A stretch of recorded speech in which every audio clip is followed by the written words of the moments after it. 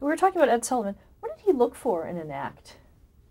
Ed had sort of the common taste. I mean, his tastes were what his tastes were very broad based, and I think he looked for acts that if it appealed to him, it appealed to most of America. He sort of had that feeling.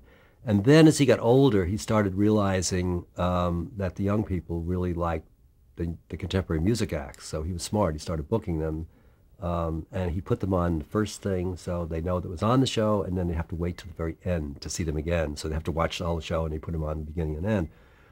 Ed's Ed thought that operatic acts were good for people to see or hear. He wanted the best. He really just was looking to find the best in every form of entertainment. And but he had a natural feeling for something that would catch on with the public. And for many, many years, it was a gut instinct. And I think that, he would go out all the time. I mean, he always lived in a hotel. I think he and Sylvia bought a farm once and didn't know how to deal with it. And so they moved back into the Hotel Delmonico, where if they ordered something to eat, they have to order from room service. I don't think they ever cooked there. So Ed was out all the time. He was always seeing things. And you know how he got started, that he was doing the Harvest Moon Ball, and New York Daily News, for which he was a columnist, asked him to put together this once-a-year contest, and he booked variety acts between the dance things, and that was what Maura Lewis saw. And Talk about his on-camera persona. oh, he had no neck, and it seemed that he was no neck, and he was always stiff, and he was a great subject of impressionists. He was never comfortable on camera. Never, ever comfortable, I think. From the beginning to the day he died, he was never comfortable on camera. And it was obvious. And I think that's one of the things that people liked about him. He wasn't slick. Dick Clark tried to be Ed Sullivan, and I directed that show called Dick Clark Live on ABC. And it was the Ed Sullivan show, but with Dick Clark instead. And Dick was just too smooth, and it never made...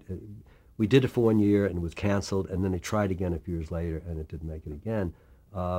Ed had a thing people felt for him because he was like them. I think people saw Ed, and they just said, that guy, look at him. I could do better than that. And there was something that was so ingratiating about that I think they really, they really felt something about that. And also, his thing was he was never a good host or performer, but if Ed said, this is the next big thing, they believed him. I mean, there was a credibility that Ed had in what he presented. He was, so on camera, he never had a writer because he was a writer himself. And so until late in the show, last couple, 3 years, he would either ad lib everything, or on prompt he'd have the facts that he needed. But he would write as he went along, and he loved it when people made fun of him. He would stand over there and just break up. He just loved, and the John Beiners and anybody that would just do him. Jackie Mason did a great Ed Sullivan. John Beiner got inside his head. Just got into the mind of Ed. Ed bumbled. He called people over and couldn't remember their names. At one point, there was one group, I don't know whether it was when the Fifth Dimension, somebody had a beard, and he kidded him about and he pulled it because he thought it looked false, and it wasn't. And then there was Dorothy, what's her name? I think I mentioned to was in the audience, Dorothy. I'm trying to remember her name. She was starring on Broadway. I have to go back a minute. Can you look up? I gave you her name. No, I can't remember what it is. Let me look it up. This is a very famous Ed Sullivan story. Oh, Dolores Gray. I'm sorry. Let me go back. Ed would make these mistakes that were hilarious, but people loved him for it. One time, a Broadway star named Dolores Gray was in a show, and Ed would do these audience bows. That was part of the show. They'd always plug somebody, that was doing something, had a new book out, was starring. So in the audience was Dolores Gray, who was starring in a Broadway show. So in our audience tonight, we have Dolores Gray, who's currently starving on Broadway. And he said, starving on Broadway? And she was kind of fat, actually. She had a lot of weight on. And Ed realized what he said. He said, oh, Lord, he said, anybody could see she's not starving. And they realized, oh my God, Sylvia's going to really be mad at me for that. And she's embarrassed, but, so stand up, Dolores. And Dolores stands up, But currently starving on Broadway. Anybody can see she's not starving. Oh, Lordy, Sylvia's going to really that. And Ed never got videotape. I mean, he never quite got it, in that after a while, first of all, when I came on the Ed Sullivan Show, they were doing 39 weeks a year. Actually, before I came on, they were doing 52 weeks a year. They were never preempted until the last 3 years of the show, but they were never preempted. They were doing 52 weeks a year, and the only person that took a vacation was Ed. And the rumor was that if anybody else took a vacation, they would be replaced. So the only one was Ed would have somebody substitute for him as the host, but the staff worked basically year-round. And maybe someone sneaked a week off or something, somewhere line, but basically it was year-round. Then the first year, I think the first year that Bob Preck took over, it was 39, videotape came in, the first year videotape. So he did 39 weeks a year, but we had to tape those other shows, so 39 live, and then eventually they were repeats. So so basically it was a long haul. And then it ended up, it finally got cut back, I guess, just in the last year or two to maybe 26. But it was an amazing year. It was an amazing grind. Let's talk about some of the other guests that appear on the show. There's so many. Who are some of your favorites? Oh, well, let's see. Early on, we did a show in Berlin, and I was a big fan of Louis Armstrong's. And it was a great, I was the PA, again in that time, and Tim Colley was the director, and we went to Berlin to do 2 shows. One was from this big hall, and the other one we shot all around. And so Louis was there with his wife, Lucille. And I had this big green Mercedes sedan, and I would pick people up at the airport. And I'd work with Louis Armstrong, I guess, worked with him at PA, got his coffee, did stuff like that. So in any case, we had a free afternoon, a lot of us. So we were all going over into East Berlin by bus to Checkpoint Charlie. And I went with Louis and Lucille. And in fact, they were at the wall. We all went over to the wall that day and looked at it. And Louis kept saying, they had these little, where people jumped and were killed or shot, they had these little, little candles and flowers and stuff. And I remember we saying, man, it's heartbreaking. It's heartbreaking. So we got in the bus, we went over, and we stopped at one place. They'd let you stop to take pictures, certain stops. And somebody else was on, a comedian that was on the show that was part of this group. And it's just a few of us from the show, the rest were tourists. And said, look at this. There's a woman going off in that direction, and there's another woman just came in wearing the same raincoat and the same hat, looks just like her. And sure enough, we had inadvertently smuggled a woman out of East Berlin that day. And when we got to Checkpoint Charlie, she got up and talked to the driver, and then our MPs came on and they talked to her and everything. We asked the driver. We said, so what would have happened if we gotten caught? And they said, oh, you'd all be in jail. You'd all be in prison, including Louis Armstrong and Lucille. Anyway, Louis was, he was just, I was a big fan of his. Sid Caesar was on, and Sid Caesar was redoing some of the sketches that he did on your show up shows, and it was wonderful to work with him. And actually, he was on over a period of years, and I actually got to direct him on some of these. And one of them, he was telling us that during show up shows, there was a union problem. And evidently, there was a table, and there was something to do with the special effect. It wasn't just a prop. So the property master and the special effect guy are arguing about this, and Sid comes up and says, what's going on here? And he says, well, it's my jurisdiction because of this, and there's my jurisdiction because of this. He says, oh, okay. And he says, can I have that hammer? Thank you. It was boom, and he smashed the whole thing. He said, so now it's nobody's jurisdiction, and walked off. That's what I remember about Sid Caesar. But was that something that happened on the Sullivan stages as well? No, he was telling us about on the show of shows. Right, but is that something that would happen on the Sullivan stages regarding unions? Was that a problem? Oh, yeah, we had a guy named Frank Ruggiero who was, oh God, he was our prop guy, but we wanted to keep him away from any kind of special effect. which he also did, because he was like a thug, and he would do things. He'd just mash things. One time we were doing a parody of the Western show where you put the brand on it. It was Bonanza, I guess, and the brand iron, and and it had to be his hand doing it. And so, of course, on the show, he just like smashed through the whole thing and blew it. It was, oh, God, don't have anything with Frank Ruggiero or try to do something when he's not in or he's out. It was, that was the only thing. I mean, you could not touch a camera. You could not touch a prop. You could not do, they were the union. And some of these guys had 2 or 3 jobs, and they supposedly only had one, but they were moonlighting and doing stuff. I mean, yeah, it was prevalent in those days. Let's talk about a few more other guests. Barbra Streisand. Barbra Streisand came on the show. She was I Can Get It For You wholesale, her first Broadway show, and she was hot, hot, hot. And so she came on the show, and Bob wanted her to do something from the show. And she said, but, I can do more than that. I want to do a ballad. And Bob said, no, you don't understand. You're on the show because you're on Broadway, and I want something in that show. It's funny, and I want you to do a funny number. And she said, but I am a great singer, and I'm not going to do it. Anyway, a big fight ensued. So there's a compromise. She did one number from the show, and she did a ballad of her choice, which I don't remember what it was, but she stood up to Bob and actually sort of got her way. But even then, she was very sure of herself, knew exactly what she wanted, and knew that she had a great voice and was certainly flaunting it and just said, I can do far more than this.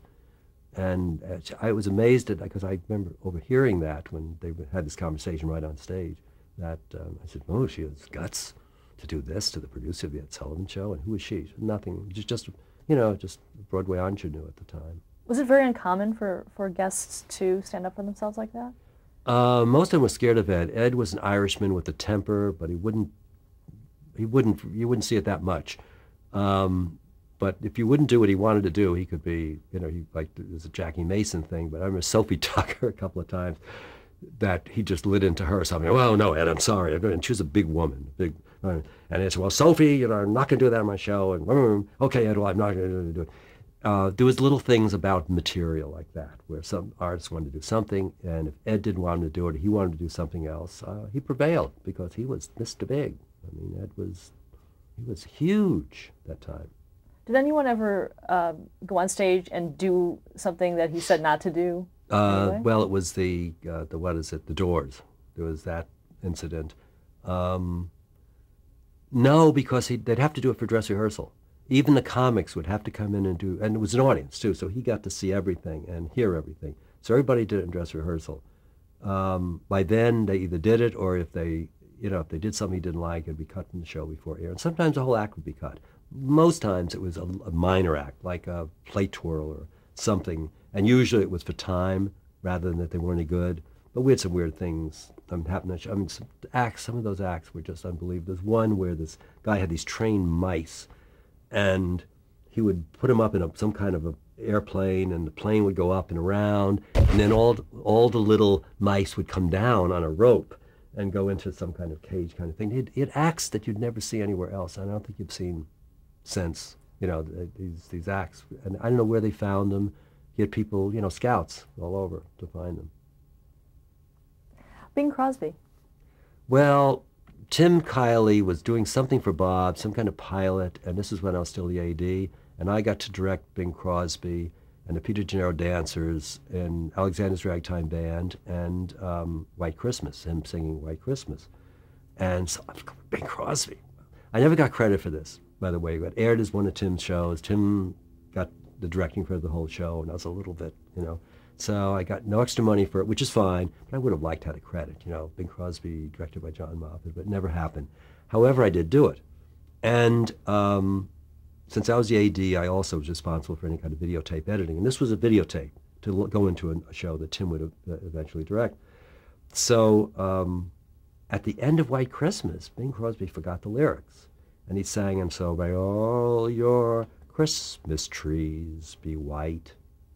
Did I hear what he said? Did you hear what he said? What did he say? And I don't know whether we got it right away, and or whether he wouldn't do it again, or what.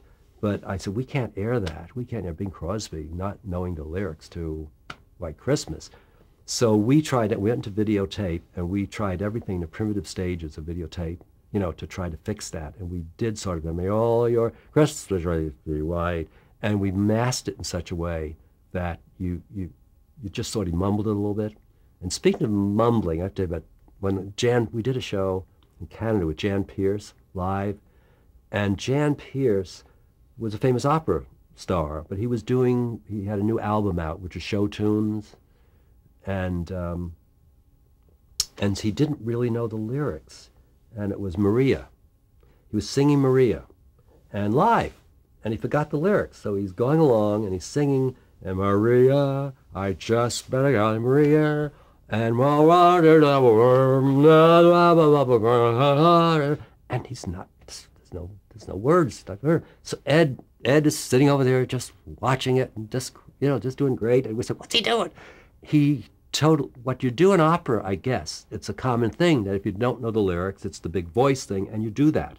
And I'm sure he got away with it, but this is live television, and a lot more people are seeing it. So he mumbled his way through it. And then he was so embarrassed. Ed called him over. "Oh, that was wonderful, Jan. That's just great. That's a great album. That's a wonderful song. You do it so well." And Jan's going, "No, thank you, Ed." He's so embarrassed. So, I mean, the things like that did happen, and because it was live. But the amazing thing is that I don't think CBS ever lost a show, and if we had a camera go out, it was always during dress rehearsal. I don't think we ever lost a camera on the air either. It's amazing. And today, if you do a videotape show, something will happen, inevitably. You have to do a pickup.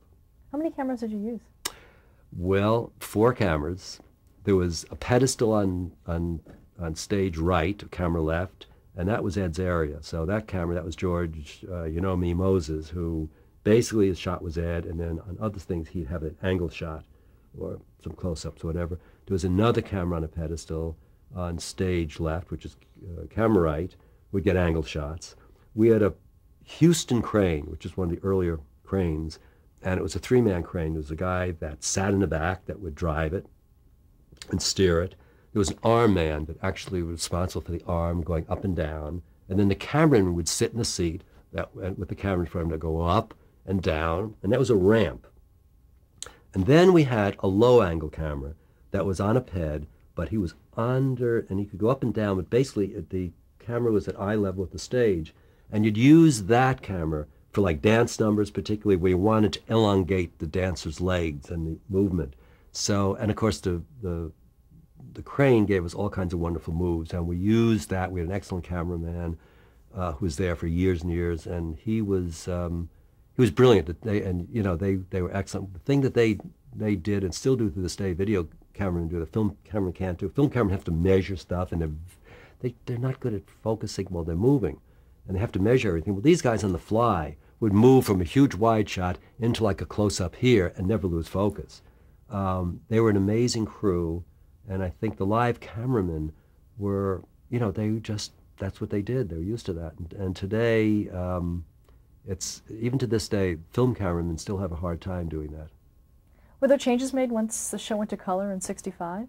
In terms of the cameras? Oh, well, one of the things that CBS found, which was kind of fun, was they had these they staffed lighting directors, and they had to have them take a colorblind test, and I think 3 or 4 of them were colorblind. And so, they lost their jobs, basically. When it went to color, first of all, that CBS was the first network to broadcast in color. The first to get, not the first to broadcast. What happened with I don't know where they broadcast now, but they got the rights from the FCC, their system, which is a flying disc on the camera. And then somebody from RCA did something to turn them around. So RCA became the standard, and CBS had color studios that they were experimenting with, and they just shut them down. They went back to black and white. For years, they weren't going to help sell RCA cameras. So finally, they decided, no, it's enough cameras, they have to go color. So the first stage that was colorized was Carol Burnett stage at Television City.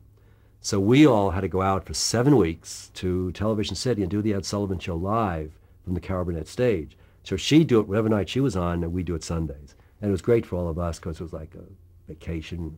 we worked hard, but we had great fun, and we were, had our evenings free most of the time.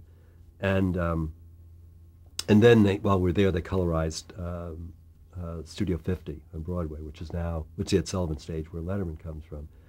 And I think that early on, there weren't that many changes. It's just that it was amazing all of a sudden to see things in color. I think the art department, what you'd have to do is, the art director was Bill Bonard all those years, in black and white and color. What you'd have to do is have various shades of gray, because you had to work with gray. It wasn't a color so much as you had two different colors, but they could have the same shades of gray, and they weren't any good. Now all of a sudden you could have things that would have been basically the same shades of gray, but they're in color. You could have subtlety in colors, and it was a great, I think, a relief, and it just opened the door wide for the art department and the lighting guys.